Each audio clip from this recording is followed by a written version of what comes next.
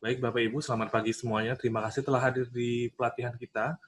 Dan di belakang layar sudah ada Dr. Benny untuk memberikan materi tentang mindfulness ya, sebuah pengantar umum, dan bagaimana nanti Dr. Benny memberikan pengetahuan ya terhadap kita untuk bagaimana survive di era pandemi seperti ini ya, barangkali ya. Tapi I'm not sure, saya juga nggak yakin ini bagaimana materinya mindfulness ya. Nanti Bapak Ibu. Pak, saya bukan dokter, Pak.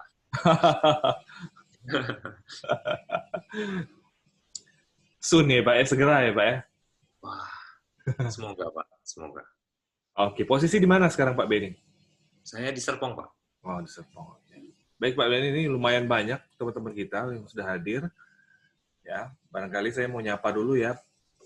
Pak Ayud, Bu UKM ya, Bu Erni, Bu Felicia, Pak Petrus, Pak Wisnu, Bu Wuri, Bu Yetri, Bu Sisilia, dan Bu Sri Priharti ya. Ini rata-rata semuanya UKM semua ya, Pak Benny ya. Jadi mereka ini binaan kita dan mereka sangat loyal sekali ya terhadap pelatihan kita, selalu hadir dan tepat waktu juga ramai seperti itu ya. Jadi mereka selalu nanya tiap hari, ada pelatihan nggak, ada pelatihan nggak gitu ya. Jadi mereka antusias sekali ya. Baik Pak Benny, waktu dan tempat saya persilakan ya Pak ya. Terima kasih Pak. Oke, terima kasih. Selamat pagi untuk rekan-rekan Bapak-Bapak Ibu sekalian. Hari ini kebagian saya jadwal untuk membawakan sebuah topik. Topik ini mungkin belum terlalu populer di kalangan umum di Indonesia, tetapi kalau di luar negeri, terutama di Barat, mindfulness ini jadi sebuah skill, soft skill yang diberikan kepada baik dari pekerja, baik dari siswa juga. Jadi mindfulness dianggap sebagai tools mental yang dianggap berguna bagi pengembangan diri dan untuk menjalani hidup. Nah, kita akan melihat bagaimana mindfulness ini seperti apa dan bagaimana kita akan melihat efeknya terhadap diri kita. Khususnya ini diramu dengan bahasa sederhana untuk umum. Jadi untuk siapapun yang tidak ada pengetahuan latar belakang apapun, dapat lompat masuk dan mengetahui dan mempelajarinya langsung. Oke, kita masuk itu apakah mindfulness itu? Nah, kalau kita ambil dari kata, dari penggunaan katanya aja, mindful itu ada bahasa Inggris yang berarti sadar atau awas terhadap sesuatu. Sedangkan kalau mindfulness, ada kata ness ya, ness mewakili dari sifatnya, kualitasnya. Kualitas atau kondisi di mana sadar atau awas terhadap sesuatu. Nah, lalu kalau ada yang bertanya, mindfulness itu bahasa Indonesia apa? Kenapa tidak diterjemahkan? Karena mindfulness itu sebenarnya kalau kita ambil sebagai sebuah konsep, kita terjemahkan jadi kata dan kalimat, bisa dijelaskan dengan sederhana sebagai kondisi mental yang dicapai dengan memfokuskan perhatian dan kesadarannya pada momen sekarang. Jadi fokus perhatiannya pada momen sekarang, sambil dengan tenang mengakui dan menerima segala bentuk pikiran, perasaan, dan sensasi tubuh. Jadi kondisi mental, jadi adalah state of mind, di mana kita aware, kita sadar, kita mengetahui segala hal yang terjadi, sambil kita menerima. Oh, ada bunyi masuk. Oh, ada sentuhan masuk. Rasa panas masuk. Kaki saya pegal. Itu semua adalah bentuk input yang diterima, yang kita akui dan kita terima dengan baik. Ini bahasa Indonesianya yang mewakili kata mindful itu biasanya adalah kata perhatian. Tetapi perhatian pun sebenarnya tidak bisa mewakili kata mindfulness dengan baik. Karena mindfulness ini lebih kompleks kata-katanya itu. Nah, mindfulness ini kalau kita lihat gambar di samping, ada seperti sindiran lah. Jadi adalah mindful atau mindfulness. Mindful itu artinya kita lihat di gambar tersebut, gambar mobil, gambar orang, gambar rumah. Karena pada keseharian manusia itu memikirkan banyak hal.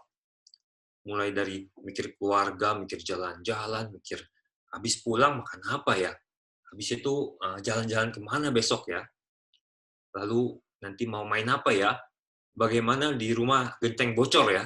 Itu semua dipikirkan. Menjadi mindful. Pikirannya penuh sekali dengan informasi hal-hal yang perlu dipikirkan.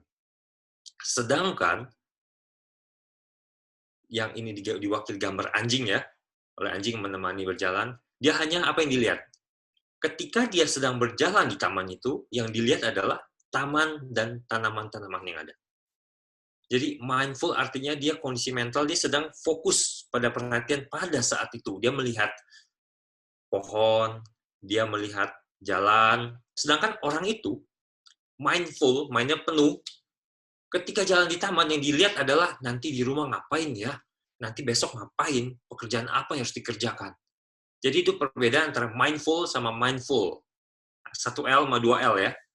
Itu perbedaannya. Jadi mindfulness itu adalah kondisi di mana mental kita pada saat itu kita bisa melihat, merasakan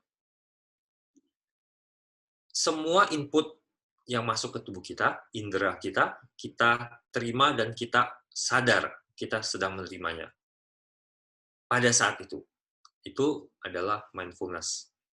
Kita udah lihat mindfulness seperti apa kan mindfulness. Tapi bagaimana sih ceritanya mindfulness itu pertama muncul?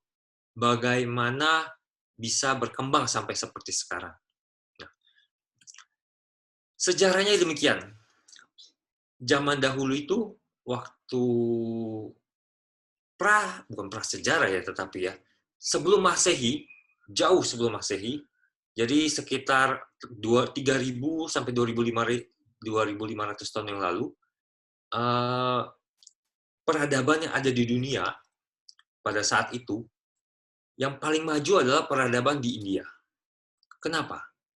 Karena di India itu, yang pertama kita bisa dari jumlah manusianya, karena dia punya tanah yang besar, perkembangan manusianya cepat, sama seperti kalau kita lihat di tempat-tempat lain, tapi semua terfokus di India. Dulu ada sistem kasta.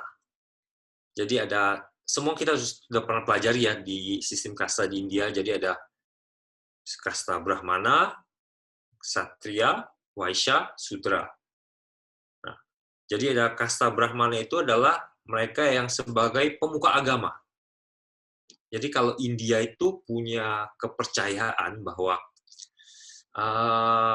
ada Mahabrahma sebagai Tuhan penciptanya, bahwa manusia itu diciptakan oleh Tuhan. Mereka menyebutnya Brahma. Nah, kasta Brahmin ini mereka percaya adalah mereka yang terlahir lewat mulut Mahabrahma. Jadi Brahmin itu dianggap mereka mewartakan ajaran dan bagaimana mereka menjalani hidup. Nah, itu kasta Brahmana. Kasta kedua adalah kasta Ksatria. Mereka yang sebagai pejuang, penguasa, tentara, raja. Mereka dianggap sebagai mereka yang berkuasa menjaga. Sedangkan Waisya itu sebagai kasta yang berikutnya sebagai pedagang, pemilik tanah. Jadi orang yang memiliki kekuasaan secara ekonomi, tetapi bukan secara pemerintahan. Pedagang, landlord, dan seterusnya. Sedangkan Sudra adalah kasta pekerja. Dan dari 4 kasta itu, ada satu kasta lagi yang bahkan tidak masuk dalam kasta yang bisa disebut dengan tak tersentuh, dia untouchable. Jadi begitu misalnya perkawinan antar kasta itu nyaris tidak mungkin di India waktu itu. Jadi begitu mereka ada melakukan kesalahan atau menikah di kasta Waisya dengan Sudra misalnya menikah, dari Waisya tidak akan mengakui, maka akan dibuang. Mereka akan masuk ke dalam kaum yang tersentuh. Nah, itu sistem yang jalan di India selama ribuan tahun. Kemudian muncullah sebuah gerakan pada waktu itu, ada yang namanya gerakan Sramana, petapa. Jadi mereka yang berusaha keluar dari sistem kasta 4 plus 1 yang tak tersentuh itu, mereka merasa bahwa sistem ini salah. Mereka keluar dari sistem itu, mereka disebut dengan gerakan Sramana. Itu dengan bahasa Sanskertanya, tapi dengan bahasa lainnya disebut Sramana, Samana, atau bahasa Indonesia petapa. Jadi mereka berusaha keluar dari sistem itu, mereka mengembangkan spiritualitas, artinya mereka mencari, merenungkan, berkontemplasi. Apa itu hidup? Apa itu ketenangan hati? Bagaimana caranya kita menghindari gejolak hidup lah istilahnya. Mereka berusaha keluar dari sistem. Karena mereka merasa sistem itu tidak adil, dan orang yang terakhir di bawah tidak akan bisa sentuh ke atas. Atas tidak akan mau berkumpul dengan ke bawah. Jadi mereka mencari ketenangan hati dan esensi hidup dengan berkontemplasi. Nah, caranya bagaimana mereka? Karena berkontemplasi, mereka mengembangkan berbagai teknik. Jujur saja, teknik-teknik itu sangat aneh sekali di India. Maka itu kita tahu ada model yoga, ada model, bahkan ada yang petapa yang zaman sekarang ya, mengangkat tangan seumur hidup selama belasan tahun dia mengangkat tangan, tidak pernah turun pun ada. Nah, tapi yang biasa berkembang adalah model perenungan tentang hidup yang banyak berkembang di berbagai kelompok. Nah, dari kelompok-kelompok itu ada beberapa yang istilahnya sampai zaman sekarang dari 2.500 tahun yang lalu sampai sekarang tahun 2020, berarti sudah 4.000 tahunan masih ada. Jadi contohnya ada kelompok yang masih ada sampai sekarang, yaitu contohnya yang masuk adalah Buddhisme. Jadi Buddhisme itu masuk menggunakan bantuan dari penjajah sebenarnya. Jadi penjajah itu banyak ke India, berdagang, bertukar dengan bumbu-bumbu, lalu bawa ke barat. Mereka juga membawa ajaran Buddhisme ke barat. Nah, pada abad ke-18, begitu dia bawa ke barat, mulailah berkembang konsep-konsep tentang mindfulness ini ke barat. Nah, itulah sedikit latar belakangnya. Lalu pertanyaannya, apakah mindfulness itu milik sebuah agama? Tentu tidak. Kenapa? Karena mindfulness adalah tools, perangkat yang digunakan berbagai agama di timur untuk mencapai tujuannya. Berbagai ya. Jadi ini bukan milik Buddhisme, bukan milik aliran Hindu, bukan milik lain-lain. Ini adalah sebuah teknik yang biasa digunakan. Sama halnya seperti kalau kita bilang apa yang ciri khas di sebuah agama. Misalnya puasa. Apakah puasa itu milik agama Islam? Tentu bukan. Kenapa? Kalau mau adu duluan, sebenarnya di Buddhisme ada versi puasa juga bahkan. Yang lebih dulu lagi. Puasa adalah sebuah konsep di mana orang tidak melakukan input makanan dengan tujuan tertentu. Bahkan kedokteran sekarang juga mempercayai bahwa puasa memiliki fungsi dan dampak positif terhadap tubuh. Apakah puasa itu milik agama Islam? Tentu tidak. Puasa adalah sebuah konsep umum yang dipakai di sebuah agama. Lalu apakah misalnya bentuknya ada berdoa, ada yang model macam-macam kegiatan yang kita bisa bilang sebagai tools, alat, dan ritual yang bisa kita gunakan di berbagai tempat. Jadi mindfulness ini bukan milik sebuah agama, jadi tidak ada hubungannya, kita bisa cabut dari sebuah ajaran, keagamaan, kita bisa melihat sebagai sebuah tools yang dapat kita implementasikan pada umum, yang tidak memerlukan doktrin, ajaran, atau keyakinan apapun itu. Jadi ada sebuah tools. Nah, kita lihat dulu, sebelum kita masuk ke ininya, kita lihat dulu cara kecenderungan pikiran, cara manusia berpikir. Kalau Bapak Ibu rekan-rekan sekalian melihat cara pikir, kita biasanya punya 3 fokus, yaitu fokus pada masa lalu, masa sekarang, masa depan. Nah, seperti apa? Fokus pada masa lalu, artinya kita mengingat dulu. Dulu saya pernah menjadi orang kaya. Dulu saya pernah jatuh. Saya dulu pernah ke Singapura. Dulu saya pernah bertemu artis dulu. Jadi dia selalu mengingat, itu adalah fokus pikiran pada masa lalu. Kalau fokus pada masa sekarang, contohnya adalah saya sedang melakukan Zoom meeting seperti ini. Ini adalah masa sekarang, karena saat ini juga. Kemudian ada yang pada masa depan. Masa depan contohnya seperti ini. Nanti siang saya makan apa ya? Habis ini saya akan meeting, berikutnya ketemu siapa ya? Besok, apakah kampus BINUS sudah buka? Itu mikirin masa depan. Pikiran itu, dari 3 waktu itu, fokus pikiran itu, kita bisa lihat seperti aliran sungai. Contohnya. Jadi, kalau misalnya kita berdiri di sungai, kalau kita melihat ke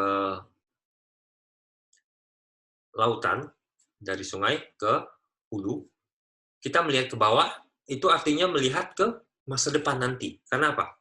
Air akan nanti turun ke situ. Kita melihat ke sana. Kita ngeliatin jauh. Sedangkan kalau kita lihat masa lalu, artinya kita akan melihat ke belakang kita. Kita melihat ke belakang, oh airnya turun dari sana. Kalau kita melihat masa sekarang, artinya kita sedang melihat ke kaki kita. Kaki kita saat itu adalah masa itu sendiri. Ketika air menyentuh itu, itulah masa sekarang. Masa sekarang itu sangat cepat sekali, lewat begitu aja. Jadi begitu kita sudah air sentuh lewat, sudah jadi masa lalu. Dari yang lalu ke masa depan. Nah, itu bagaimana pikiran itu seperti sungai yang sangat cepat sekali. Kita berdiri satu titik, ini masa lalu, maksudnya di masa depan. Jadi bagaimana kita, kalau kita membayangkan air nanti di situ jadi ke depan, ya itu berarti membayangkan masa lalu menjadi masa depan. Ya, itu kecenderungan pikiran. Nah, ini terjebak oleh waktu, pikiran tadi. Jadi contohnya adalah bagaimana kita sebagai orang yang biasa yang biasa tidak terlatih untuk melatih pikirannya, kita bisa terjebak dengan masa lalu yang menjadi masalah adalah menyesali masa lalu. Kita tahu kita pernah melakukan kesalahan. Kita tahu pernah mengambil keputusan yang salah. Kita tahu semua orang pernah melakukan perbuatan yang seharusnya tidak dilakukan. Itu namanya menyesali masa lalu. Begitu kita masih terjebak pada masa lalu itu, pada kehidupan masa sekarang, kita akan sangat terbebani. Mungkin yang mengalami itu tidak secara langsung, enggak saya tidak menyesali masa lalu lagi. Tapi sebenarnya masih menghantui. Itulah bagaimana orang bisa, bahasa umumnya tidak bisa move on. Bahkan ada anak gaul sekarang apa istilahnya? Baper ya, baper. Atau juga terjebak pada masa lalu tidak bisa lepas dari ingatan tentang sesuatu. Misalnya, ada sekelompok orang yang pernah ke Menara Eiffel misalnya. Pernah jalan-jalan ke Menara Eiffel. Begitu pernah jalan-jalan ke Menara Eiffel, dia akan teringat terus, oh dulu saya pernah ke jalan-jalan ke Menara Eiffel. Dia akan ngomongin ke orang, dia akan teringat terus kapanpun. Setiap kali dia melihat di film Menara Eiffel, oh saya pernah ke sana. Tapi masih terus diingat. Jadi itu sebagai memori yang diingat terus.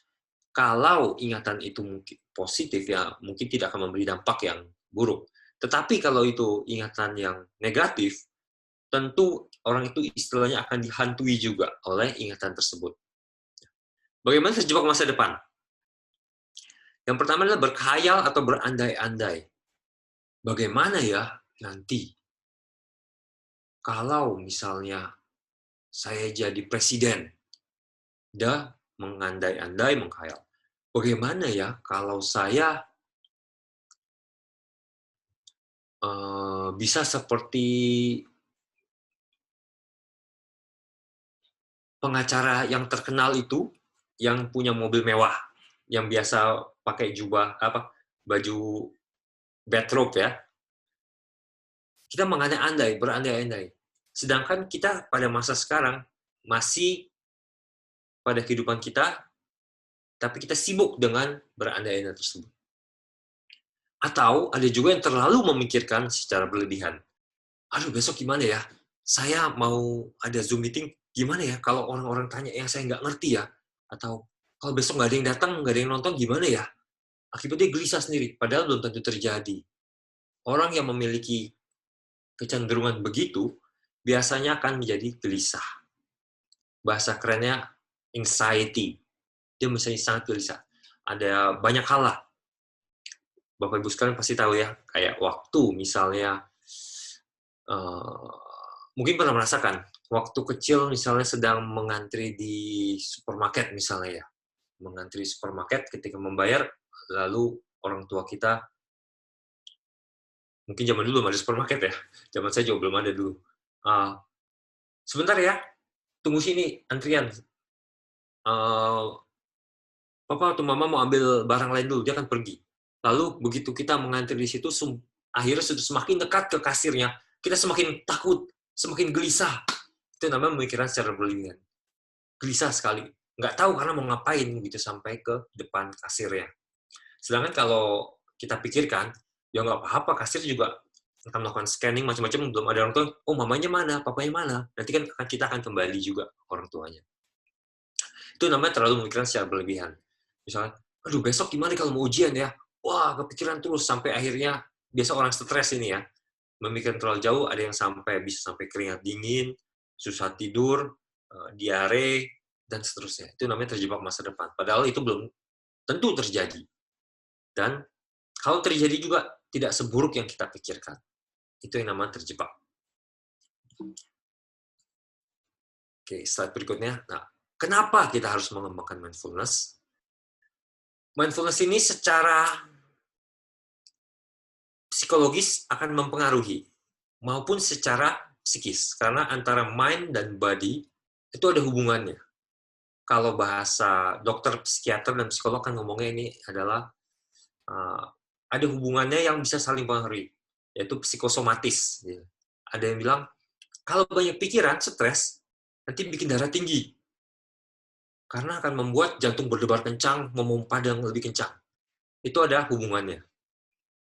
Jadi, untuk memperbaiki suasana hati, kita bisa menggunakan mindfulness. Untuk orang yang stres, untuk orang yang merasa ingin menikmati hidup, bisa menjalani pelatihan mindfulness.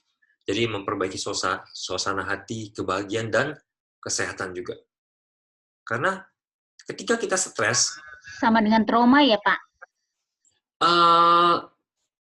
Trauma juga bisa sih Bu, cuma trauma lebih kepada terjebak pada masa lalu yang tadi Bu.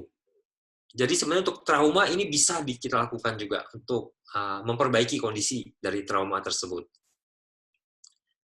Tapi itu sebuah komentar yang bagus sih Bu, benar-benar. Ada sebuah konsep yang mengatakan bahwa sesuatu itu kalau kita pikirkan, belum tentu seburuk kalau kita hadapkan. Trauma itu kira-kira seperti itu. Jadi trauma itu misalnya kita dulu pernah trauma dikejutkan oleh laba-laba misalnya. Kita menjadi takut sekali begitu lihat laba-laba kita langsung histeris, padahal karena dulu kita pernah dikejutkan. Pada dengan mindfulness ini bisa kita kembangkan, kita menganalisa, kita bisa memperhatikan bagaimana rasa takut itu muncul, lalu kita melihat korelasi kenapa ini muncul ya. Nanti kita akan mulai terbiasa dengan pengkondisian, itu akan membuat rasa trauma itu berkurang perlahan sampai akhirnya tidak apa-apa. Walaupun biasa ada shortcut-nya ya, ada shortcut-nya yang bilang bisa pakai hipnosis, itu bisa juga. Tetapi kita akan berbicara dari mindfulness, di mana kita mendevelop sendiri, melatih sendiri. Fungsi untuk mengembangkan mindfulness itu selain memperbaiki suasana hati, kebahagiaan, dan kesehatan, itu mengurangi kegelisahan.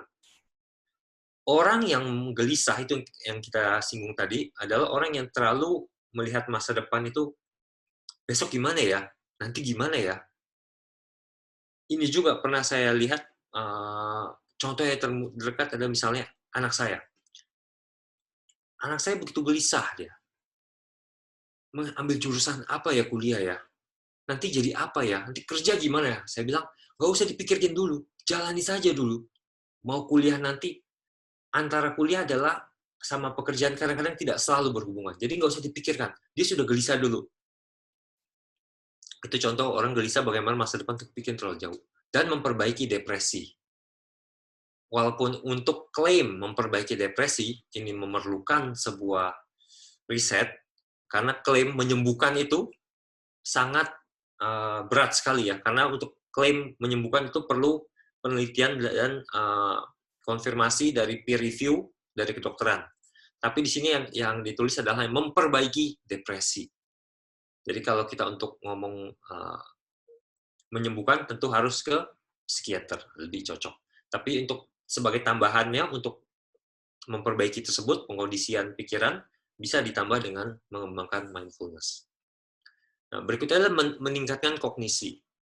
Meningkatkan kognisi itu klaim yang kadang-kadang sulit juga dibuktikan, karena begini. Apakah dengan melakukan mindfulness orang pasti jadi tambah pintar? Kalau saya bilang sih, ini semua tergantung pada hardware orangnya juga. Karena orang ada bawaannya memang secara lahir sudah cerdas, ada orang yang mesinnya itu emang kayak mobil lah. Ada mesin cc kecil dan cc besar. Tetapi, dengan kognisi, dengan mindfulness, itu akan melakukan dioptimalkan bagaimana mesin yang besar itu bisa kita maksimalkan gunakan. Atau misalnya cc-nya cuma 100 cc. Tapi selama ini ternyata hanya 80 saja yang dipakai. Dengan mindfulness bisa dikembangkan sampai mentok. Kenapa demikian? Karena ketika melakukan latihan mindfulness, pikiran akan dilatih untuk pada momen saat itu. Itu yang dibaca. Contohnya, saya dari pengalaman pribadi begitu kecil dulu, kalau saya baca buku, baca satu paragraf, saya udah ngebayangin yang lain. Bukunya saya masih kayak setengah baca, tapi saya balik lagi, apa isi bukunya? Nggak tahu. Saya membaca, tapi saya tidak mengerti. Dengan meningkatkan kognisi, kita mengembangkan mindfulness, kita mengembangkan perhatian kita pada membaca itu tersebut, kita bisa akan tetap fokus pada apa yang kita baca dan memahami. Jadi mungkin Anda punya mesin cc besar di kepala, tetapi inputnya itu nggak masuk. Begitu dia masuk, belok. Nah, dengan mindfulness kita bikin pipa, kita fokuskan ke diri kita, kita perhatian, sehingga apa yang kita baca, apa yang kita pelajari, masuk semua. Berikutnya lagi adalah mengurangi bias terhadap sara dan usia. Kenapa demikian? Kita tahu sendiri, kejadian-kejadian seperti sara, bagaimana diskriminasi, itu banyak terjadi di Indonesia maupun di dunia. Diskriminasi tersebut kita pertama tahu itu tidak benar. Kedua, itu tidak adil. Semua suku, agama, ras, semua sama haknya, semua punya potensi yang sama. Hanya kita memiliki biasanya generalisasi langsung mengatakan sesuatu yang beda dari kita, artinya jelek. Saya yang lebih superior. Bahkan ada sebuah anekdot yang sederhana. Jadi misalnya ada seseorang yang bercerita bagaimana bule naik taksi. Bule naik taksi, wah iya Pak, silakan Mister. Mau kemana? Mau ke sini? Oke, diantar. Sambil bercerita bahwa, wah Mister, you must be smart. Mister bilang, oh saya bisa bahasa Indonesia. Wah, hebat ya Mister ya. Memang orang kulit putih itu bule itu pinter-pinter semua. Lalu bule berkata, oh tentu tidak. Saya bisa bahasa Indonesia karena saya sudah menikah dan tinggal di Indonesia selama 20 tahun. Oh, tetapi kan emang Mister cerdas, bahasa Indonesianya lancar. Lalu bule itu semua cerdas. Lalu bule itu mengatakan, oh tidak demikian. Bule tidak semua cerdas. Semua bule itu sama seperti orang Indonesia. Potensinya sama, kemungkinan sama. Lalu bilang, lah kenapa Mister cerdas? Pasti karena kulitnya putih. Mister bilang, oh tidak ada hubungan dengan kulit saya. Lalu Mister mengatakan lagi kepada sopir taksinya, lah jadi Bapak merasa bodoh karena Bapak kulitnya lebih gelap dari saya. Sopir mengatakan, iya. Nah, itu adalah contoh bagaimana bahkan diskriminasi itu bisa terhadap diri sendiri. Dia menganggap dirinya itu kalah dibandingkan bule karena warna kulitnya yang kalah terang. Demikian pula kayak yang terjadi di Amerika sekarang ini ya. Bagaimana Black Lives Matter itu yang terjadi, bagaimana diskriminasi terhadap warga kulit hitam. Dengan mindfulness, kita akan lebih aware, sadar bahwa, oh dia manusia juga. Karena begitu orang bereaksi, yang pertama adalah bawah sadarnya akan bereaksi dahulu. Sama seperti ada penelitian yang di sebuah serial sempat ada di Netflix, bagaimana mencoba seseorang diberikan pistol, mainan, lalu akan di belakang itu layar akan muncul orang secara acak. Orang itu acak antara memegang handphone, mau foto, atau memegang pistol juga. Belaga mau rampok. Orang secara refleks, dia akan dikasih tugas adalah menembak orang yang pegang pistol. Tapi kalau dia nembak orang pakai handphone, maka skornya akan turun. Yang terjadi adalah, begitu di final tesnya, muncul dua orang bersamaan, sama-sama pegang handphone, satu orang kulitnya putih, satu orang kulit hitam, orang tetap cenderung akan menembak ke orang berkulit hitam. Kenapa? Karena itu ada bias di setiap orang. Dia menganggap hitam, berarti tidak baik, dia akan menembak itu langsung. Kalau putih berarti orang baik, seperti itu. Itu adalah bagaimana bias. Dengan mengembangkan mindfulness, kita akan bisa mengurangi bias tersebut. Kita bisa memandang orang dengan hak yang sama. Kita bisa menghargai orang yang sama, walaupun warna kulit berbeda, walaupun agamanya berbeda, walaupun rasnya berbeda, walaupun usianya berbeda. Usia juga sangat berpengaruh. Karena kita kadang-kadang kita punya kecenderungan bias untuk menganggap anak kecil itu bodoh. Anak kecil itu kalah pintar. Kalau ada orang, mungkin bukan anak kecil, yang lebih muda dari kita sekalipun. Begitu orang lebih muda dari kita ngomong, walaupun itu benar, kadang-kadang kita tersinggung, kita akan merespon dengan, kamu anak kecil tahu apa sih? Padahal itu benar ucapannya. Kita seringkali juga bias demikian, karena usia. Atau bias melihat orang yang tua. Apapun yang tua itu langsung, ya enggak, benar. Padahal nggak selalu bisa menjebak juga. Jadi dengan mindfulness kita bisa akan belajar melatih untuk melihat lebih jelas apa adanya. Objektif dibandingkan bungkusnya. Nah, itu adalah mengapa mengembangkan mindfulness. Nah, bagaimana mindfulness dapat menolong kalau kita melatih? Yang tadi tuh, mindfulness dapat membantu untuk melihat lebih jelas. Jadi begitu kita melakukan sesuatu dengan mindfulness, perhatian, kita bisa melihat semua lebih jelas. Nah, karena kita melihat lebih jelas, fokus pada momen itu, maka kita tidak terjebak pada masa lalu dan masa depan. Yang lebih penting lagi adalah bagaimana melatih pikiran tidak reaktif dengan gegabah. Begitu kita melihat seseorang melakukan sesuatu yang menyinggung kita, orang akan secara reaktif, gegabah, langsung melakukan merespon. Misalnya berteriak, memaki, atau memukul. Seringkali hal seperti itu akan berakhir dengan penyesalan. Sesuatu tidak kita putuskan, tidak kita lakukan dengan pemikiran yang jernih. Itu adalah hal bagaimana mindfulness dapat menolong kita kalau kita mengembangkan. Nah, untuk siapa mindfulness? Jadi sebenarnya mindfulness itu tidak wajib dipelajari oleh semua orang, tetapi bagi orang yang ingin mendapatkan ketenangan dan kewarasan di dunia yang bergerak cepat dan penuh gejolak. Jadi kalau Anda merasa ingin hidup lebih tenang, Anda dapat mempelajari ini. Anda ingin melihat dunia itu sebagai apa adanya, maka Anda disarankan untuk berlatih mengembangkan mindfulness. Nah, anak-anak juga bisa, tetapi memerlukan pendekatan yang berbeda.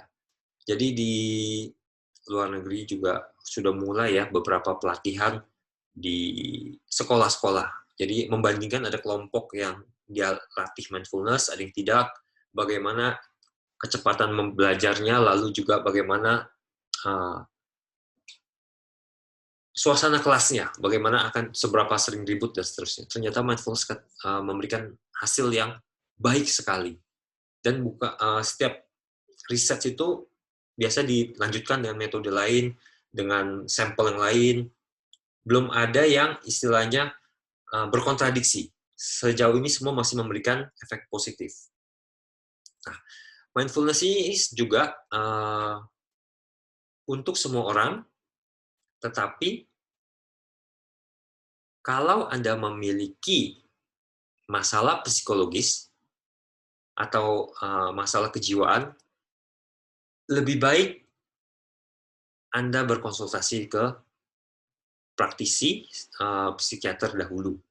Kalau memiliki kecenderungan demikian. Karena orang yang stres, orang kadang-kadang atau yang sedang histeris, ketika dilatih mindfulness, bisa jadi dia semakin parah. Jadi perlu kita awasi juga, jangan sampai kita malahan makin menjerumuskan. Karena nggak semua mindfulness itu bukan sebuah obat mujarab yang untuk segala hal bisa, tetapi adalah mengkondisikan perhatian sebenarnya. Begitu orang tersebut memiliki masalah-masalah yang terendap bisa juga naik nanti, malahan akan kelihatan semakin jelas. Jadi ini perlu lebih hati-hati kalau kita mau. Kalau Bapak Ibu merasa bahwa tidak ada masalah, ya tidak apa, bisa dilakukan melatih mindfulness. Nah, bagaimana kita melakukan persiapannya kalau kita mau melatih mindfulness? Nah, mindfulness ini kita bisa melakukan pengkondisian. Bagi pemula, kita bisa pengkondisian ruang. Kita misalnya mencari ruangan yang nyaman, ruangan yang tidak banyak gangguan. Khususnya adalah suara. Suara itu biasa paling mengganggu. Jadi Bapak Ibu bisa cari ruangan, jangan terlalu bising, ribut. Kemudian waktu. Waktu karena berhubung dengan ruang, sebenarnya untuk pemula disarankan melatih mindfulness itu pada waktu yang sama juga disarankan supaya terjadi pembiasaan. Karena manusia itu manusia adalah makhluk yang bergerak atas kebiasaan biasanya. Dengan kebiasaan akan membuat pikiran dan badan kita siap. Kita tahu, oh jamnya sudah jam makan misalnya ya. Kan lapar biasanya, langsung perut otomatis kriuk-kriuk, cari makan. Atau yang biasa sering ngopi, wah udah ngantuk nih, jam ngopi nih biasanya nih. Udah jadi kebiasaannya lama-lama. Sama juga dengan pelatihan mindfulness. Atau dengan pelatihan lainnya. Pelatihan kungfu atau taekwondo, karate, sama. Semua dengan waktu yang sama, dengan lingkungan yang sama, dengan pakaian yang sama biasanya. Posisi badan. Sebenarnya mindfulness yang dilatih adalah pikiran. Badan sebenarnya tidak terlalu pengaruh, tetapi disarankan mencari posisi yang nyaman. Bapak Ibu bisa menggunakan kursi yang nyaman, duduk dengan posisi tegak. Jangan juga bungkuk atau terlalu tertarik ya, karena akan memberikan rasa tidak nyaman. Dan kalau dibisakan, ada yang mau duduk di lantai bisa, ada yang mau tiduran tidak disarankan, karena biasanya jadi bobo lanjut nantinya. Itu namanya tidur ya. Posisi badan disarankan duduk atau bersila di lantai jika bisa, karena tidak semua orang ada masalah lutut, biasanya tidak bisa duduk di bawah, jadi duduk di kursi. Mata. Untuk pemula awal, dan jika melakukan di situasi yang sama di ruang dan lakukan sendiri, lebih baik mata pada posisi tertutup. Kenapa? Karena dalam posisi kita melatih mindfulness, artinya kita mengembangkan fokus. Kalau semakin input yang masuk banyak, maka otomatis kita akan sibuk dengan input itu semua. Misalnya kalau Bapak Ibu punya 3 jalur, kalau kita tutup 1 jalur, kita bisa lebih memperhatikan 2 jalur dengan lebih baik. Atau punya 5 jalur jadi 4 jalur, tentu lebih enteng dibandingkan memperhatikan lebih banyak. Dan itu lebih mudah kita menutup mata, menutup mata dibandingkan kita menutup indera lain. Indera yang selain itu, pendengaran, tadi kita udah cari ruangan yang sepi, sudah nggak banyak gangguan. Lalu untuk indera penglihatan kita tutup mata. Kemudian juga kita nggak mungkin menutup indera untuk bau-bauan ya, biasanya ya. Tapi biasanya umumnya kita nggak mencium bau-bau yang sampai mengganggu. Kemudian juga indera tubuh, sentuhan. Nggak mungkin tubuh kita bikin baal, kita bikin mati rasa, nggak bisa. Jadi kita akan, yang bisa kita tutup, kita tutup. Kemudian sikap mental. Sikap mental adalah bagaimana sebelum kita mengembangkan itu, kita akan berpikir positif, melepaskan, dan bersiap-siap. Karena sikap mental paling menentukan. Jadi begitu kita mau berlatih, tetapi dengan kondisi marah-marah, baru habis marah-marah, atau baru kesenangan. Biasanya kalau baru dapat hadiah atau apa, kan biasa sangat bahagia, akan sangat senang. Istilahnya meluap-luap. Itu juga bisa mengganggu dari perhatian, karena perhatiannya kan terbawa terus. Jadi sikap mental harus kita perhatikan. Bagaimana cara melakukannya? Cara melakukan cukup sederhana. Yang pertama adalah Bapak Ibu tentukan anchoring atau pentautan. Jadi pentautan itu artinya Bapak Ibu ingin melakukan fokus pada satu titik, atau pada satu area, atau pada satu fokus objek. Ini bisa apa saja, tetapi karena kita fokusnya mata tertutup, ruangan sunyi, kita biasa menggunakan anchoring terhadap apa yang ada pada diri kita. Karena semua yang kita ketahui adalah masuk lewat indera. Indera kita, panca indera kita, itu yang sebagai gerbangnya. Kita tahu dunia luar lewat gerbang indera. Bapak Ibu bisa lakukan focusing, anchoring pada pilihan, pada tubuh bisa, tapi umumnya orang biasanya orang pasti bernafas. Itu biasa menjadi anchoring kita. Bagaimana anchoring kita berlaku? Misalnya kita perhatikan napas kita. Bapak Ibu bisa begitu Bapak sekarang, Ibu sekarang mungkin bisa memperhatikan ya. Begitu Bapak Ibu bernafas, Bapak Ibu sekalian tahu kalau sedang bernafas. Bapak Ibu tahu kalau sedang menghembuskan nafas. Bapak Ibu tahu kalau sedang menarik nafas. Bapak Ibu tahu ada jeda di antara tarik nafas dan menghembuskan nafas. Bapak Ibu tahu bahwa ketika menghembuskan nafas itu ada sensasi misalnya hidung yang tertiup atau di atas bibir yang terhembus. Walaupun tidak semua orang dapat merasakannya, karena bentuk hidung dan bentuk mulut juga menentukan. Jadi begitu udara masuk Bapaknya, tapi yang poin terpenting adalah Bapak Ibu tahu bahwa ada nafas masuk, nafas keluar. Itu yang dinamakan anchoring. Jadi letakkan perhatian pada anchoring. Langkah ketiga adalah jika teralihkan, maka kembalikan perhatian pada tautan. Contohnya bagaimana? Misalnya begini, ketika saya mengambil posisi, saya sudah posisi nyaman duduk, saya posisi tangan bisa apa saja, tidak masalah, tetapi selama aman, tidak membahayakan, dan biasanya tidak membuat pegal. Letakkan posisi senyaman mungkin. Dan badan disarankan tegak, yang tadi posisi tubuh, lalu perhatikan napas. Masuk, keluar. Masuk, keluar. Masuk, keluar. Masuk, nanti makan apa ya? Nah, itu yang dinamakan dengan perhatian yang lari tadi. Begitu pikiran itu muncul, biasanya kita akan terbawa terus, seperti arus sungai. Jadi kalau kita punya ada sungai, tadi perumpamaannya, begitu sedang sungai tersebut, tiba-tiba ada belok, cek. Nanti makan apa ya? Fokus, begitu kita sadar, kok jadi makan siang apa ya? Kita kembalikan ke tengah lagi. Kita perhatikan apa sih? keluar. Belok lagi. Mulai, lama bener ya, bosen ini ya. Nah, itu udah merupakan membelok. Muncul pikiran bahwa ini membosankan. Lalu kita tarik kembali ke tengah lagi. Kita perhatikan pada anchor kita, pada napas kita. Begitu kita napas lagi, aduh, kaki kesemutan.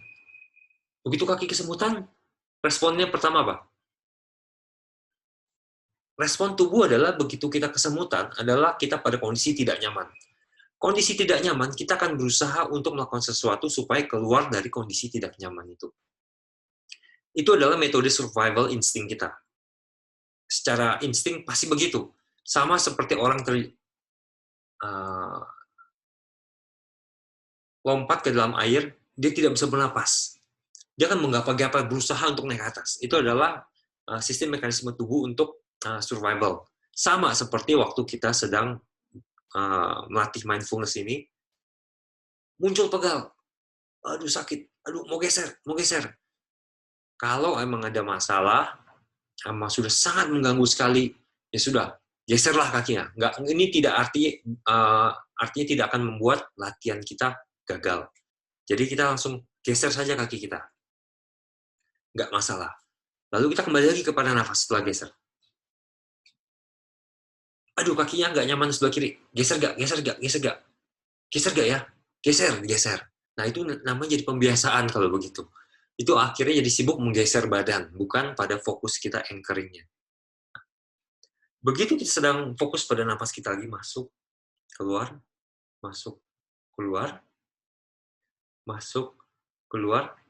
lalu muncul kesemutan. Ini adalah lawan terbesarnya biasanya. Karena kesemutan itu benar-benar pada satu titik membuat rasa takut itu benar-benar tinggi sekali. Kalau Bapak Ibu pernah kakinya kejepit, kesemutan, rasanya itu sakitnya luar biasa. Nah, bisa pada waktu memperhatikan napas tersebut, misalnya lagi anchoring di situ, kaki akan sangat nyut-nyutan. Itu juga begitu pendekatannya, kalau kita tidak bisa kita abaikan, kembalikan ke sini, dia kembali belok terus. Mungkin Bapak Ibu sudah saatnya membelokkan anchoring dari napas tersebut ke kaki yang kesemutan itu. Jadi yang kita perhatikan kaki, aduh kaki udah mulai kesemutan. Oh rasanya begini toh kesemutan. Oh dia mulai seperti ada yang menjalar. Wah sudah mulai terasa dingin-dingin. Lalu tertusuk-tusuk jarum. Kalau Bapak Ibu bisa perhatikan terus anchoring di kaki yang kesemutan tersebut, pada akhirnya itu akan Bapak melihat hilang sendiri. Lalu setelah sensasi itu hilang, kita bisa kembalikan tautan ke tempat lain, ke nafas misalnya. Ada banyak beberapa mekanisme anchoring, ada yang menggunakan suara, tapi itu sangat tidak disarankan, karena ada juga yang mencoba, wah kalau gitu saya anchoring pakai lagu aja, musik. Itu jadinya dia fokus menikmati musik namanya. Jadi kayak seperti orang menikmati musik sambil merem kan, menikmati musik. Wah, dia sangat nikmat sekali menikmati musik. Itu udah setengah jalan sebenarnya, tapi bedanya dia sedang terbawa, perhatiannya sebenarnya teralihkan dengan menikmatinya itu. Dia tidak memperhatikan reaksinya. Jadi begitu Bapak Ibu melakukan pelatihan mindfulness, kuncinya itu bukan dari seberapa lama Bapak Ibu bisa menempatkan anchoring pada objeknya, misalnya pada nafas, bukan seberapa lamanya, tetapi bagaimana Bapak bisa menyadarinya ketika muncul reaksi-reaksi yang ada, Bapak bisa menerimanya, Bapak bisa memperhatikannya, Bapak Ibu bisa mengetahuinya, dan membiarkannya. Misalnya, Bapak Ibu sedang bernapas, ada bunyi, ember jatuh, komprang. Biasa orang akan kaget, tapi begitu sedang fokus bernafas, Bapak Ibu bisa memperhatikan bagaimana rasa kita begitu ember jatuh, kan respon kita adalah terkejut, lompat, badan ada reaksi ya, badan ada reaksi, berdiri. Bapak Ibu bisa merasakan itu semua seperti melihat film dalam bentuk slow motion. Kenapa? Karena begitu fokus di sana, input yang dari semua yang semakin sedikit itu akan terlihat lebih jelas lagi. Analoginya demikian, Bu. Kalau Bapak Ibu sekalian mungkin di sungai, kita masih ngomong analogi sungai, kita bisa melihat air mengalir. Begitu air mengalir, kita tidak bisa melihat bawahnya dengan jelas. Tetapi kalau airnya sudah tenang, tidak ada mengalir, kita bisa melihat bawahnya itu dengan jelas sekali. Sama seperti ketika kita sudah membiasakan perhatian kita sudah anchoring, tubuh kita sudah rileks, pikiran kita sudah fokus, makin tenang, kita bisa melihat lebih jelas. Begitu ada ember jatuh, kita bisa melihat reaksi bagaimana tubuh kita muncul rasa tidak enak, itu semua akan muncul. Nah, bagaimana ini kita hubungkan dengan fungsi-fungsi yang tadi, yaitu kita kembali lagi kepada fungsi memperbaiki suasana hati, kebahagiaan, dan kesehatan. Bagaimana dengan hal yang sederhana itu, tetapi ternyata bisa memperbaiki. Dengan kita fokus pada kondisi sekarang, berarti kita sudah mengurangi overthinking, masa lalu yang sudah lewat, kita tidak terjebak, kita bisa tarik kembali ke masa sekarang, kita tidak terlalu terseret. Kalau terseret juga, kita bisa kembalikan. Terseret mundur, kembalikan. Kalau kita mikirin ke masa depan, ini juga komen yang orang sering katakan. Kalau kita tidak memikirkan masa depan, kita tidak merencanakan. Kalau kita tidak merencanakan planning, maka tidak bisa hidup dengan baik. Benar itu. Bapak Ibu bisa melakukan planning, bisa melakukan macam-macam, tetapi ketika itu selesai planning, bisa kembali ke masa sekarang. Jangan nyangkut di situ. Nah, bagaimana mengurangi kegelisahan? Ini juga sama yang tadi. Kalau kita muncul rasa gelisah, kita bisa merasakan kayak tadi, kayak ember jatuh itu misalnya. Kita akan bisa merasakan, oh rasa gelisah itu muncul. Oke, rasa gelisah muncul, lalu kita bisa kembalikan lagi. Sekarang kita fokus pada yang sekarang. Rasa gelisah itu otomatis akan tergeser, hilang, tarik lagi. Demikian pula depresi. Depresi banyak kan orang yang tertekan oleh masa lalu, dikembalikan ke masa sekarang. Karena kita fokus pada objek yang ada, kan kita biasa terbiasa dengan nafas ya. Kalau kita membaca buku, kita fokus pada buku. Baca satu paragraf, wah terbayang lain, oh kembali lagi. Kita balik lagi, balik lagi. Itu akan meningkatkan kognisi, jadi inputnya semakin banyak. Dan demikian pula dengan bias yang Sarah tadi, dan usia, begitu kita lihat orang yang berbeda dengan kita tidak langsung judgmental bahwa orang ini baik, orang ini buruk, orang ini apa. Kita akan tahu respon tubuh kita. Jadi istilahnya kita bisa lebih tidak terbawa refleks yang biasanya tidak positif. Kalau refleks positif ya sama juga. Kita akan tetap bisa melihat itu, tapi kita membiarkan itu keluar. Lihat orang misalnya orang kulit hitam, biasanya kan rampok atau orang yang mukanya sangar, jadi takut mundur. Seperti itu bisa kita kurangi.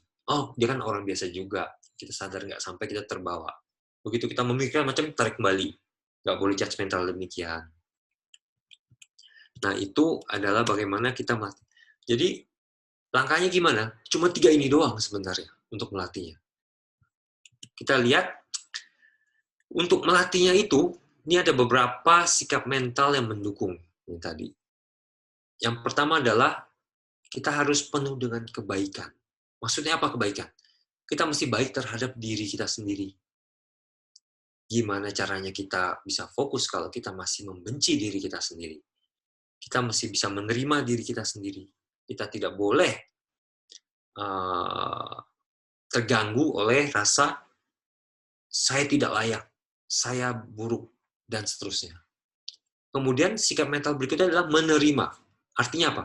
Semua respon yang masuk, suara, tidak ada yang kita tolak. Jadi contohnya, begitu ember jatuh itu, kan bunyi kan? Respon orang yang biasa, saya maunya ruangan ini sunyi. Begitu ada bunyi besar, artinya saya terganggu. Lalu saya marah.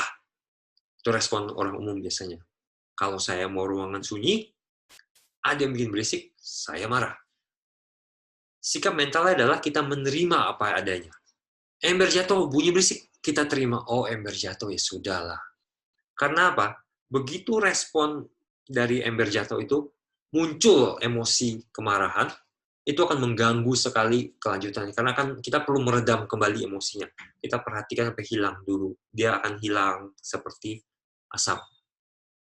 Tapi untuk asap hilang, perlu waktu. Daripada memunculkan asapnya, kita lepaskan. Berikutnya adalah tidak menghakimi. Maksudnya tidak menghakimi adalah kita tidak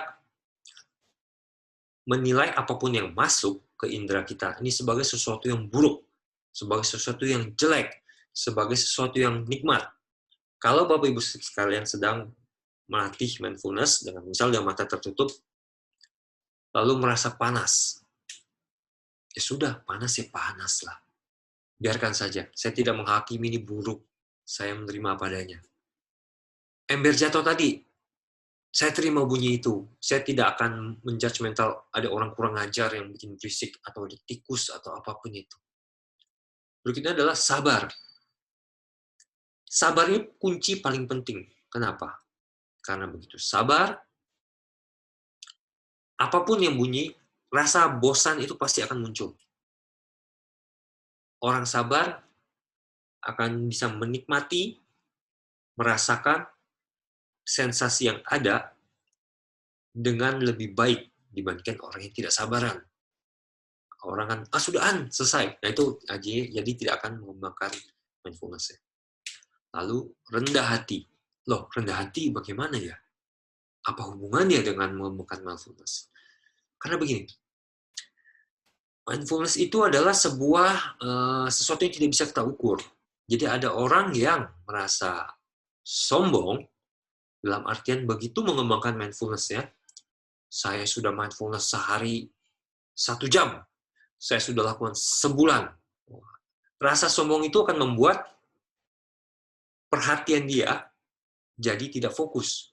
Dia akan menganggap enteng semuanya. Dia tidak akan lagi perhatian penuh lagi. Dia akan menganggap enteng sisanya. Saya sudah jago, saya sudah tinggi, saya sudah lebih baik. Orang yang seperti itu tidak akan kembali ke dasar, ke bawah, untuk memeriksa lebih hati-hati lagi. Jadi sikap rendah hati itu sangat dibutuhkan untuk kita tetap terbuka dan tetap belajar. Percaya. Maksudnya percaya adalah percaya bahwa ketika sedang melatih mindfulness itu, kita tidak akan terjadi apa-apa. Bahwa percaya bahwa ini akan membawa sesuatu yang baik. Karena kalau kita mulai dengan posisi kita mindfulness, pelatihan mindfulness ini tidak berguna, kita nggak percaya, maka kita akan cenderung untuk meremehkan. Lah, tapi kata orang kita harus tetap kritis. Kritis boleh, tetapi jangan menempatkan pada tidak percaya. Tetap kritis, tapi sedikit percaya. Sedikit, mari kita coba. Mari kita buktikan, kita berikan kesempatan untuk mencoba ini. Berikutnya, tidak ngotot. Orang yang ngotot biasanya akan stres sendiri. Artinya gimana? Begitu kita melatih mindfulness, kita memperhatikan, kita ngotot. Napas masuk, napas keluar. Jadi overdo it, tapi berlebihan. Akibatnya apa? Dia akan lelah secara mental. Mentalnya lelah, jadinya dia akan capek sendiri. Jadi dia tidak akan bisa fokus dengan baik. Lalu yang tadi, melepas. Yang tadi itu. Begitu sudah, apapun yang masuk, apapun semua, kita terima, kita tidak menghakimi, lalu kita lepas semua. Ember jatuh, bunyi, kerompang, bikin berisik. Kita terima, lalu kita lepas. Jangan ember jatuh. Ya sudah, saya sudah menerima itu. Saya tidak menghakimi itu. Tapi jangan berbicara ya. Begitu Bapak Ibu berbicara di pikiran, Bapak Ibu harus tahu bahwa itu adalah sebuah aktivitas aliran sungai yang terbelok. Tetap kembali lagi ke nafas. Ada orang yang tidak bisa melepas, masih memperhatikan nafas, tapi masih mikiran, ember jatuh tadi mana? Ember jatuh tadi. Itu namanya belum melepas. Jadi begitu ember jatuh, sudah dilepas. Nah, itu sikap mental yang mendukung. Nah, belajar mindfulness itu ada perumpamaan seperti menyeberang tali. Jadi kalau kita lihat ya, nih ada perumpamaan menyeberang tali. Cara menyeberang tali itu sangat mudah. Cuma ada 5 langkah. 6 langkah di sini. 1, siapkan tali yang kuat untuk menopang tubuh. Pasangkan pada 2 titik yang erat. Pasang tali. Mulai berdiri pada satu ujung. Letakkan kaki yang di belakang ke depan. Kemudian, kaki belakang datang ke depan lagi. Ulangi terus sampai di tujuan. Dan yang terakhir adalah jangan jatuh. Ini adalah cara untuk menyeberang tali. Bapak Ibu sekalian, mudah kan? Hanya 6 langkah. Tapi Bapak Ibu sekalian, apakah bisa melakukannya? Begitu diberikan tali, dipasangkan talinya, apakah Bapak Ibu bisa menyeberang? Mungkin kalau Bapak Ibu punya bakat luar biasa ya, mungkin bisa. Tapi pada umumnya, tidak ada yang bisa langsung menyeberang dengan tali sekali coba berhasil. Jadi mindfulness is extraordinary simple to describe, but it isn't easy to perform. Jadi mindfulness itu mudah sekali untuk dijelaskan, tetapi sulit dilakukan, sama seperti menyeberang tali tersebut. Jadi kalau Bapak Ibu sekalian sudah membaca petunjuk tadi, cuma 3 langkah sebenarnya ya. Pilih anchoring, letakkan perhatian pada anchor itu. Ketika belok, kembalikan lagi ke sini. Ketika belok, kembalikan lagi. Cuma 3 langkah. Mulai 1, kedua, geser 3, balik 2. Geser 3, balik 2. Sama. Menyeberang tali juga sama. Kaki belakang ke depan. Kaki belakang ke depan. Jangan jatuh, jangan. Terus lakukan. Sama seperti itu. Jadi apa yang bisa kita pelajari dari perumpamaan ini? Kenapa orang harus berlatih kalau menyeberang tali? Karena badan itu memerlukan koordinasi. Begitu badan koordinasi, badan belum siap. Badan perlu melakukan penyesuaian terhadap menyeberang itu ya. Maka itu ada yang disebut dengan muscle memory. Jadi badan itu sudah siap, dia sudah tahu. Karena begitu sedang menyeberang tali, Bapak Ibu sekalian tidak akan berpikir sedikit pun untuk mau jatuh ke kanan. Bapak Ibu akan menyeimbangkan ke kiri. Kalau ke kiri, akan menyeimbangkan ke kanan. Bapak Ibu sekalian tidak akan sempat untuk memikirkan. Saya mau kiri, ke kanan. Nggak akan berpikir, tapi itu sudah seperti refleks. Jadi sudah di bawah sadar, badan sudah siap, sudah terlatih untuk itu, otot-otot sudah siap merespon. Jadi begitu mau jatuh langsung seimbang. Seimbang. Seperti itu. Demikian pula dengan mindfulness. Mungkin Bapak Ibu dengar tadi, kayak sederhana ya. Ya seperti tadi. Belok, langkah pertama adalah mengenali, menyadari bahwa kita sedang belok ketika melatih mindfulness. Anchor, napas keluar, masuk, keluar, masuk. Besok beli apa ya? Untuk menyadari itu pun perlu latihan. Begitu menyadari, kita kembalikan lagi. Kalau tidak, kita bisa belok sampai ke Pasar Baru, sampai ke Ancol, dan seterusnya. Jadi, sama seperti menyeberang tunnel itu, kita melatih muscle memory, refleks juga kita sudah tahu, pikiran sudah siap, badan sudah siap. Nanti, dengan latihan yang cukup, akan membuat kita terampil, membuat kita terlatih, sama seperti orang menyeberang tali. Bapak Ibu sekalian, begitu sudah terampil dengan mindfulness, pada posisi duduk, Bapak Ibu sekalian bisa mindfulness dimanapun, dengan kondisi apapun. Bapak Ibu melakukannya ketika sedang naik bus, ketika sedang naik kereta api, nggak masalah. Berdiri bisa juga dilakukan. Bapak Ibu bisa perhatikan situasi tubuh di luar tubuh Anda menerima, ada bunyi bel lewat, oke, Bapak Ibu menyadari. Ada bunyi orang jual es krim lewat, ada bunyi klakson, ada melihat orang jelek, melihat orang cantik, tapi jangan terbawa. Tadi balik lagi, fokus lagi, menyadari aja, cukup menyadari, dilepas. Jadi seperti orang yang menerima, tidak judgment, lepas. Input masuk, menerima, tidak judgmental, tidak mengatakan jelek, buruk, let go, lepas. Jadi pada itu bisa kita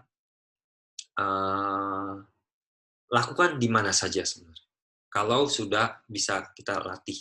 Kalau Bapak Ibu mau melatih di dunia nyata langsung, kayak tadi misal di kereta atau di mobil, bisa saja, tetapi tadi itu pengkondisiannya dengan suasana yang tepat, waktu tepat, biasanya lebih mudah, lebih cepat berkembang. Bapak Ibu sekalian pasti sudah pernah mendengar kalau mau melakukan sesuatu, ambil napas dalam-dalam 3 kali. Lalu tenang, lalu melakukan sesuatu. Atau misalnya Bapak Ibu sekalian pernah dengar istilah, kalau Bapak Ibu marah, tarik napas 3 kali dalam-dalam. Lalu barulah mengambil keputusan atau bereaksi. Itu adalah salah satu bentuk sederhana dari mindfulness sebenarnya. Begitu Bapak Ibu sedang mulai marah, kalau Bapak Ibu bisa stop saat itu, langsung ambil napas, itu artinya Bapak Ibu sedang seperti orang yang mengembalikan tautan ke nafas.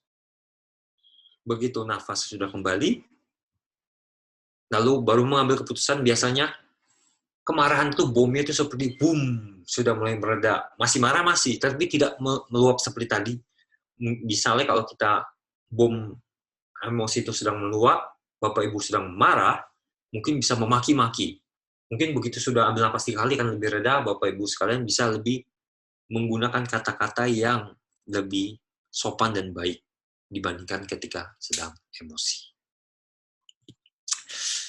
Kemudian sebuah pertanyaan. When was the last time you did something for the first time? Kapan terakhir kali Anda melakukan sesuatu untuk pertama kalinya?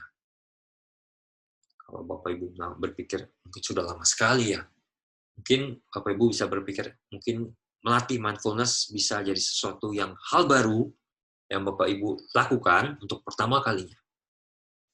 Mindfulness itu bukan hal yang mistis. Ini tidak ada hubungan dengan dunia gaib, dunia alam, tidak ada. Tidak ada hubungan dengan ajaran agama apapun. Tidak ada hubungan dengan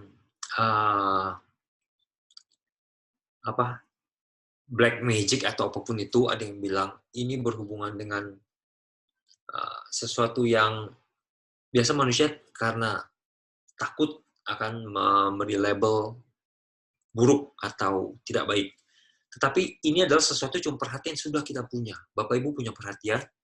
Bapak Ibu hanya mengarahkan perhatian Bapak Ibu sendiri ke tempat yang ingin Bapak Ibu letakkan. Ketika belok, Bapak kembalikan. Itu aja sebenarnya. Jadi kalau orang bilang, ada yang memberi label ini meditasi. Ya, meditasi masih bisa diberikan label itu. Tetapi meditasi juga bukan sebuah hal yang terkunci pada sebuah agama ataupun sebuah ilmu hitam, misalnya, ilmu atau lainnya. Tidak ada. Jadi, ada yang bisa menyebutkan demikian, tapi sebenarnya umumnya mindfulness adalah bagaimana kita menjadi diri kita yang lebih baik.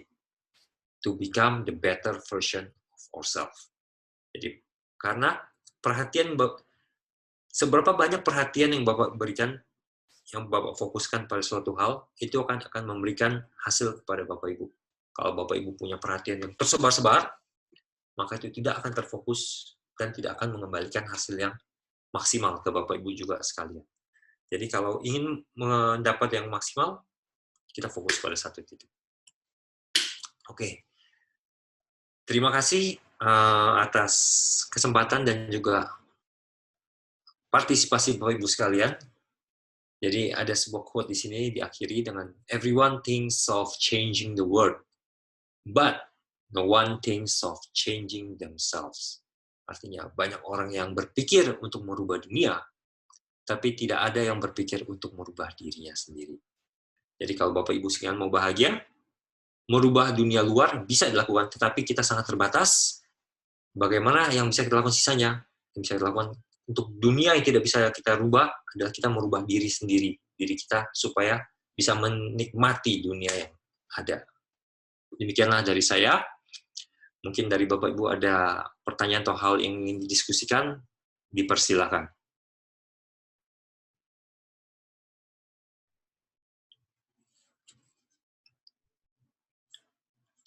Bapak Ibu sekalian.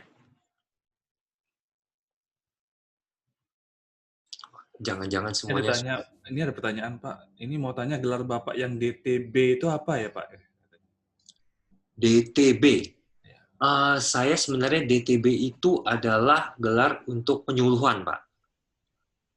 Jadi background saya, kebetulan juga saya dari penyuluhan agama Buddha, Pak. Jadi DTB Dhamma Duta Buddha. Tetapi itu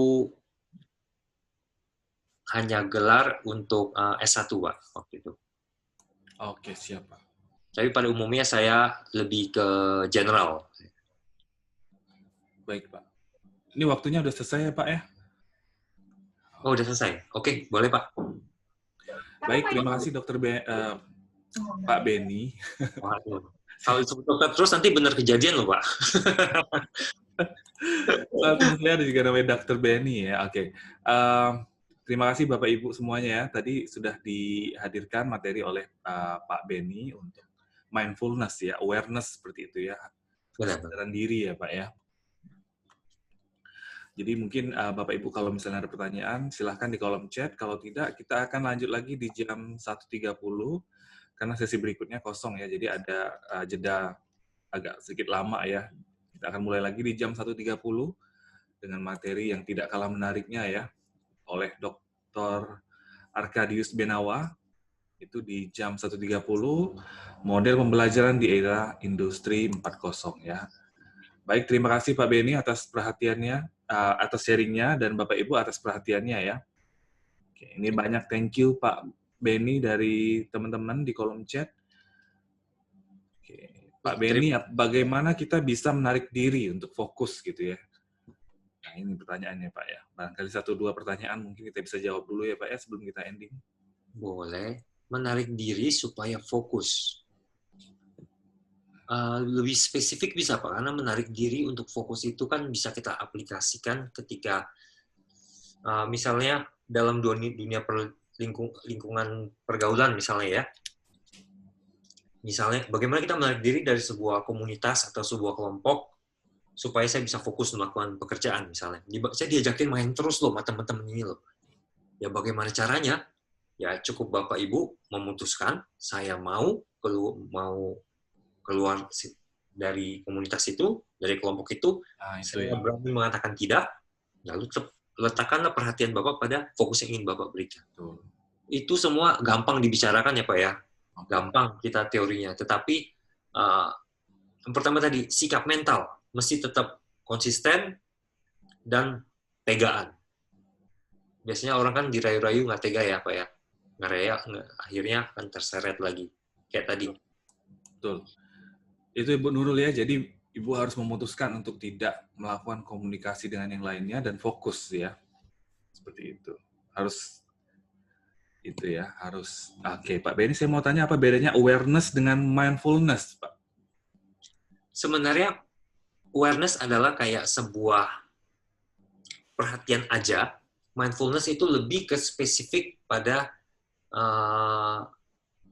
perhatian yang masuk semua, yang kayak tadi, kita terima, lalu kita tidak judgmental, lalu kita lepas kembali. Betul. Secara diksi aja kayaknya mindfulness ini agak lebih dalam ya, Pak ya? Benar, Pak. Tapi sebenarnya beda tipis, Pak. Beda tipis ya. Oh, kayak simpati dan empati gitu kali ya, Pak ya? Simpati dan empati. Empati itu merasakan apa yang orang rasakan. Kita bersimpati adalah kita memberikan rasa seperti dukungan moralnya. Empati itu lebih dalam, sama seperti mindfulness lebih dalam dibandingkan awareness. Gitu, benar Bu. Kita mulai lagi. Makasih Pak Benny. Sama-sama Bu. Kalau Bapak Ibu sekalian perhatikan bahwa mungkin pernah dengar ada kelompok suster Katolik yang melakukan mindfulness, ada kelompok dari Muslim juga ada yang melakukan mindfulness, dan macam-macam. Jadi ini sudah terbebas dari sekat agama, sekat kepercayaan, tapi adalah bagaimana mengembangkan pikiran kita.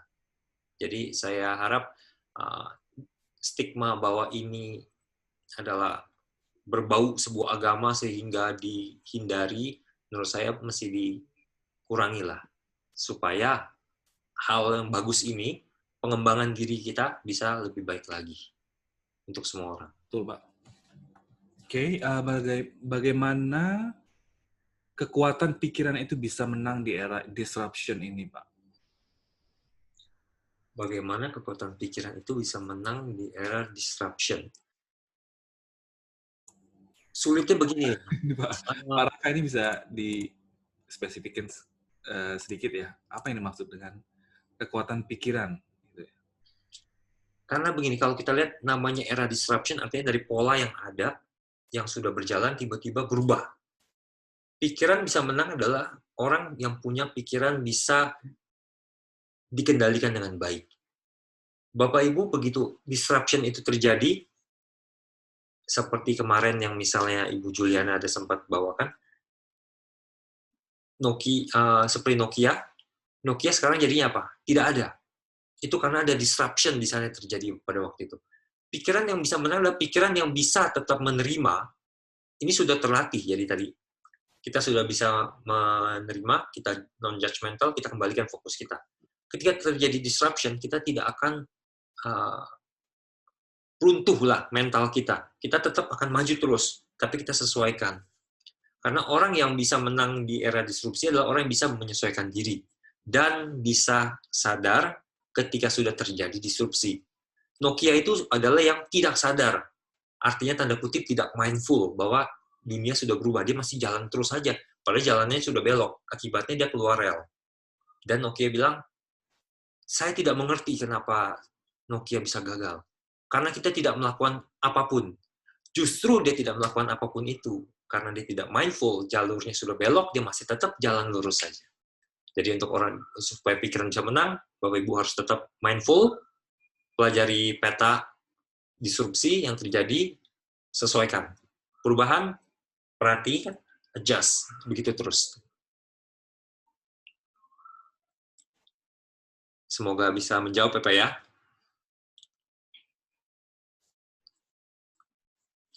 Saya coba lihat chat-nya.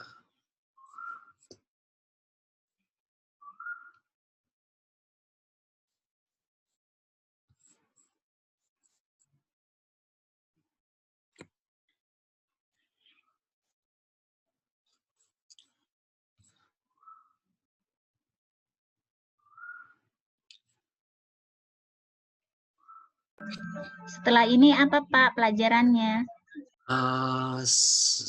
Mungkin dari host. Wah, ini nanti jam 1.30 Bu kita mulai lagi. Karena kita break dulu ya, agak jedanya agak lebih lama. Seperti itu. Jadi 1.30 kita mulai lagi ya. Nanti Zoom-nya akan saya matikan dulu ya. Oke, jadi selesai ya Pak ya? Ya, selesai. Ya, makasih Pak. Ya, sama-sama. Terima kasih Dr. Benny ya. Sepertinya kita harus closing sekarang. Oke, saya juga undur diri. Terima kasih atas perhatiannya. Semoga bermanfaat. Terima kasih.